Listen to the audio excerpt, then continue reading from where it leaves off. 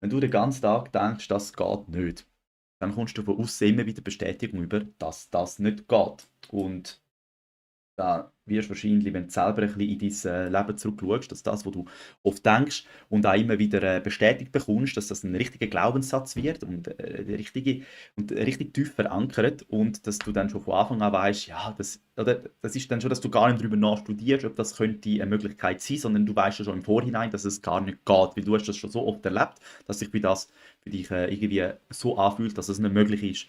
Und da kann man versuchen, sich andere Gefühle oder sich in so Gefühle hineingeben, in neue Gefühle. Was würdest du in deinem Leben, wie würdest du dich fühlen, wenn dein Leben bereits so ist, wie du dir das wünschst? Und dann spielerisch in die Gefühle hinein, dass das normal wird, oder? Das ist, wie am Anfang ist es wie, wenn du dich in andere Gefühle hineingibst, in ein anderes Bewusstsein, in einen anderen Bewusstseinszustand, dann fühlt sich das am Anfang so etwa so an, wie wenn du neue Schuhe kaufst und dann denkst so, das sieht jetzt jeder und dich noch ein bisschen unwohl fühlst. Und so ist es auch mit einem Gefühl am Anfang, wenn das einfach noch nicht dies ist, dann fühlt sich das komisch an und man streitet es ab. Der Verstand sagt, hey, das ist nicht möglich.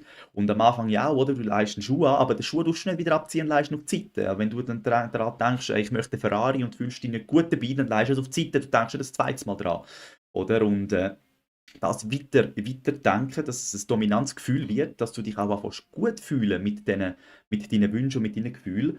Und dann wirst du irgendwann das auch wieder anziehen, dass du das Gefühl, wo du halt jetzt momentan vielleicht hast, das ist nicht möglich, oder das geht nicht, dass es irgendwann so ist, dass du der bist, der das bekommt, was er will. Dass du das kannst irgendwie wie um, umschreiben. Oder? Und wir hören halt zu schnell auf, oder? Unser Kontostand hält uns davon ab, Ferien zu machen. Das heißt, wir denken im Kopf schon gar nicht weiter, auch vielleicht vom nächsten Ausflug oder besser gesagt, eben ein Auto kaufen oder so.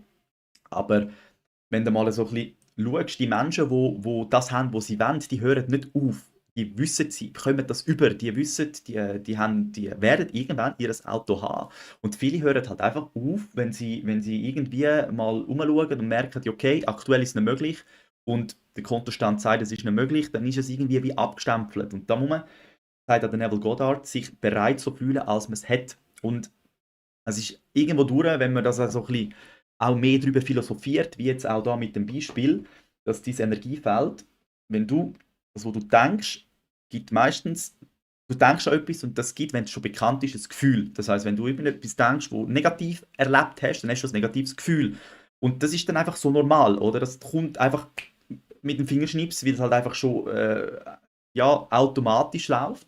Und das ziehst du dann von außen her wieder an. Und darum ist es so wichtig, dass du auch neue Gefühle anfängst lernen, fühlen, als wär's bereits so. Weil dann kommt das Gefühl, wenn das dein Körper annimmt und sagt, ja, das ist so und du das auch fühlst, dann tust du das von deinem Geist quasi, dein Körper und dein Körper strahlt das eigentlich, zieht das eigentlich wie an.